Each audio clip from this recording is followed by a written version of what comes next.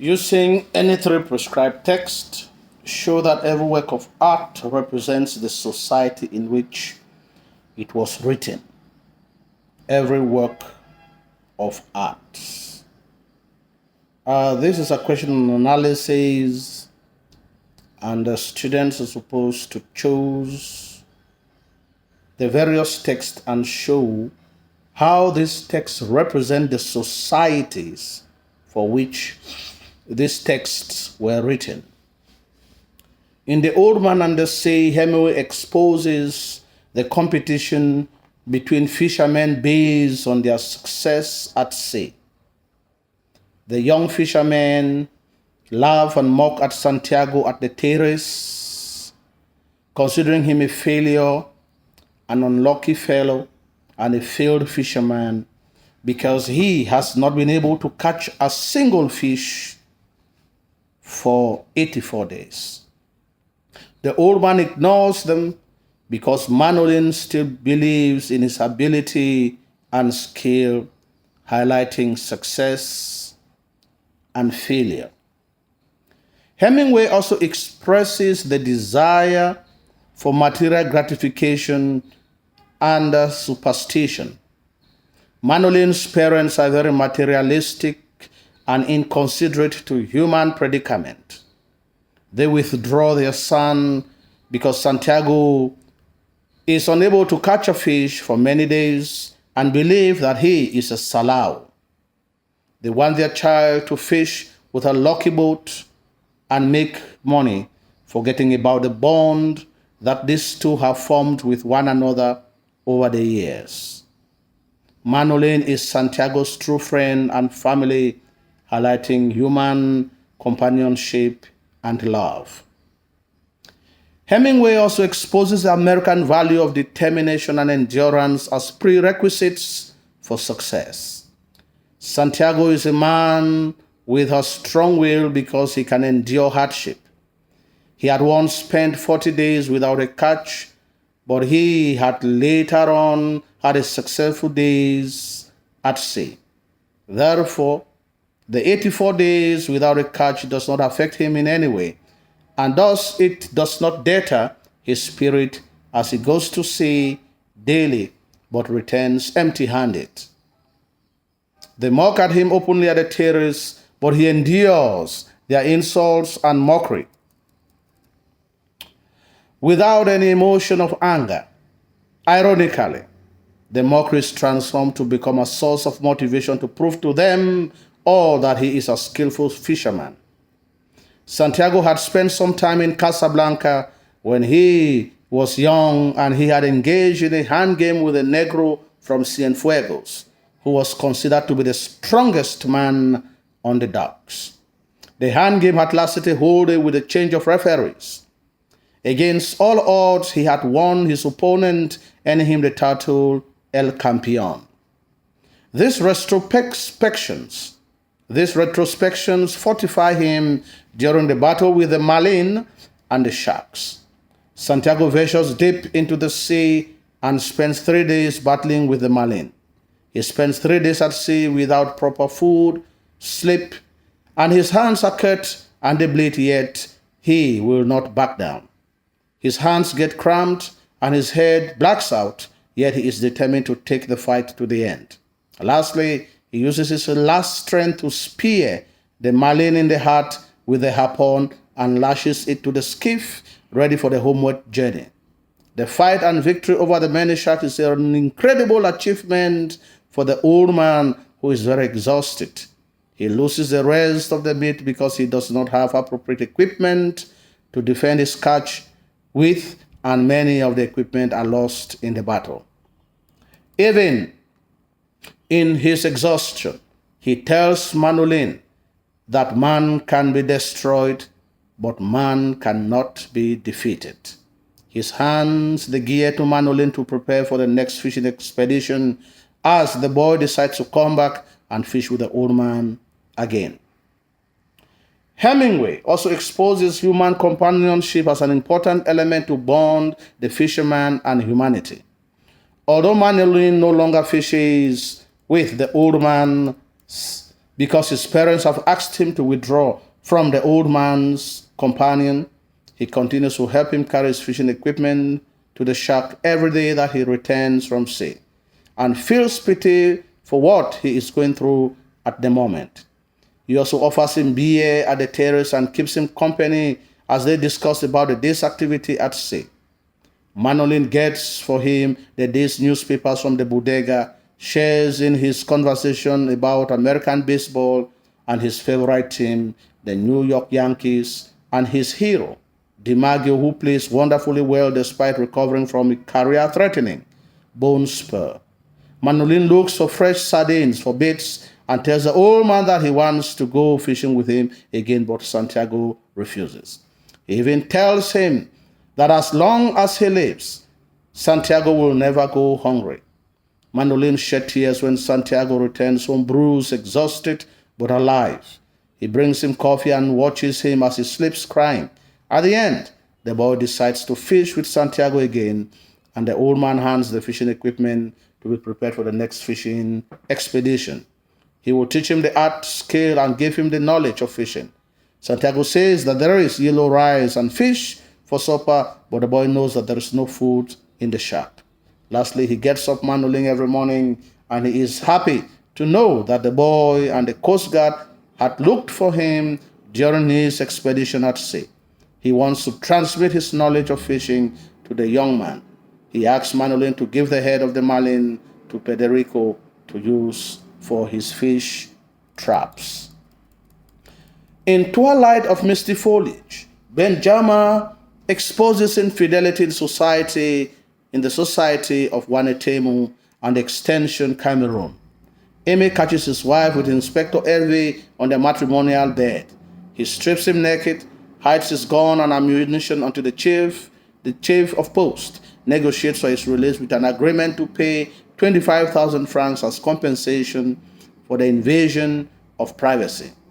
Ironically, when he goes to collect the money, he is arrested and charged with stripping an officer naked in public and seizing his gun to commit armed robbery.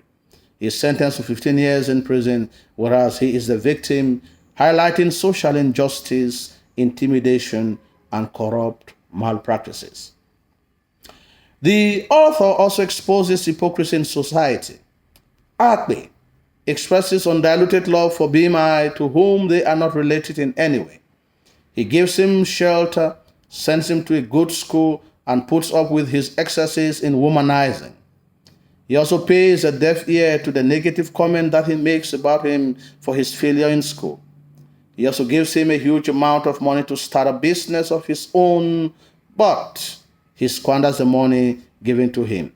Unfortunately, he spreads rumors that Akpe had not paid his tuition. He insults him everywhere he goes. He joins the camp of his benefactor's enemies.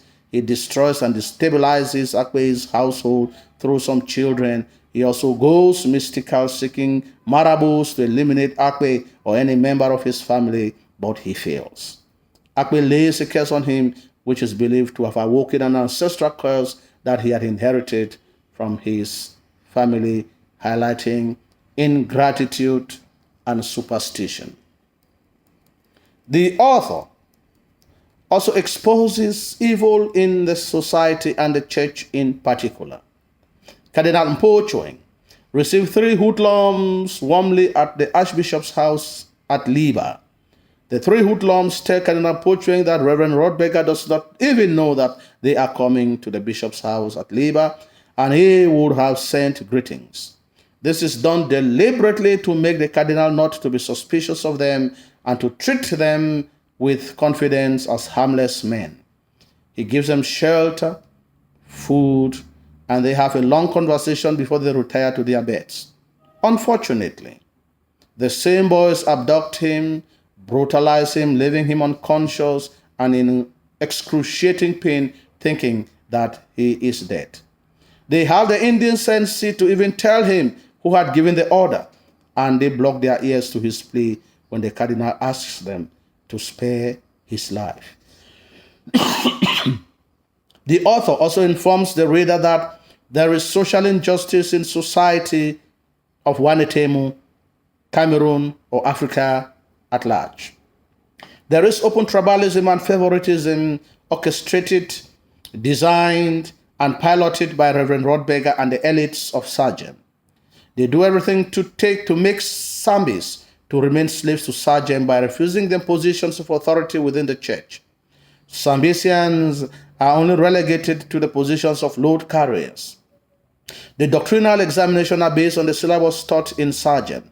Notes are sent to Sambis without any explanation so that they will fail. This is the way that some tribes dominate others in Cameroon. Ben Jama exposes corruption in high places in the country and at all levels. Commissioner Joku is caught collecting a huge bribe of money as bribe in a cocaine deal that goes wrong. He is arrested. The members of the police team that had arrested him decide to take their share and let him free. The national team has become a property of some individuals to put their family members in the team, whereas competent players are not given the opportunity. The money meant for the team for the World Cup disappears on the way without reaching the players. The former players who had brought fame to the country had played out of patriotism, but now the new players do it purely for money. A senior official in the Republic of Wanetemo is arrested in connection to a huge fraudulent scheme involving a huge amount of money.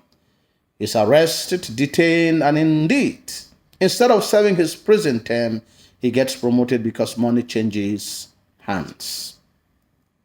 In the Swamp Dwellers, the play is a reminder by Wole Soyinka of some of the things that take place in the society. He exposes our negligence towards the environment, causing climatic hazards in the north of Nigeria and in many parts of the African continent.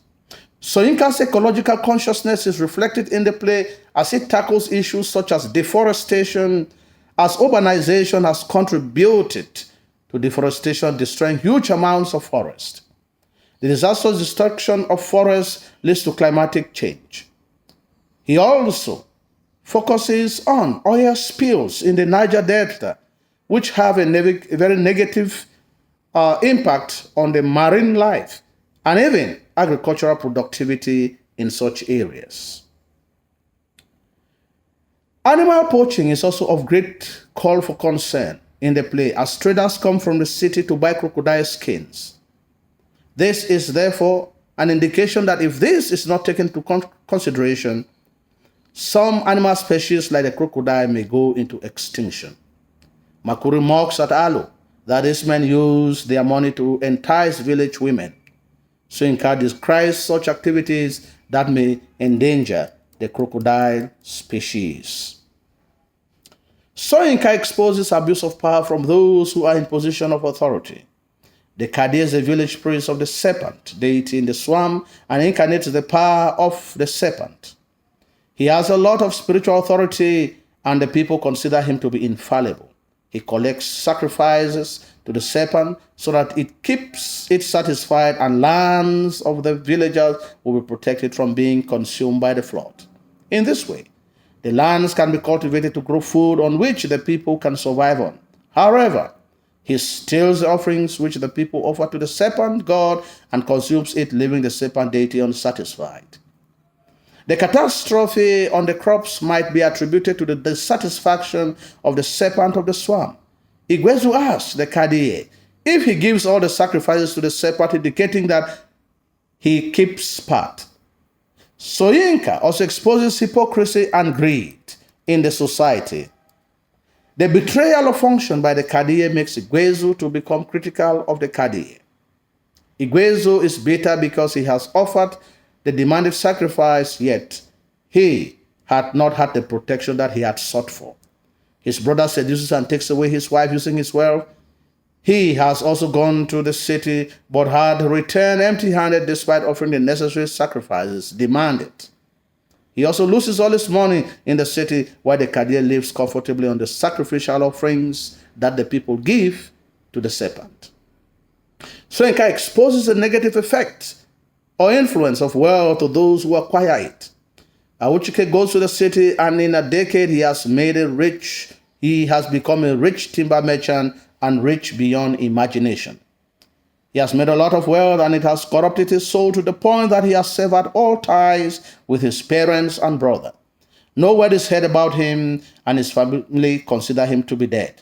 Worst of all, he uses his wealth to seduce his brother's wife and takes her away from him, leaving him disgraced. Worst of all, he demands Igwezu to use the harvest of his crops as collateral for a loan that he gives him. At the end, Igwezu loses all the money and returns home a poor man.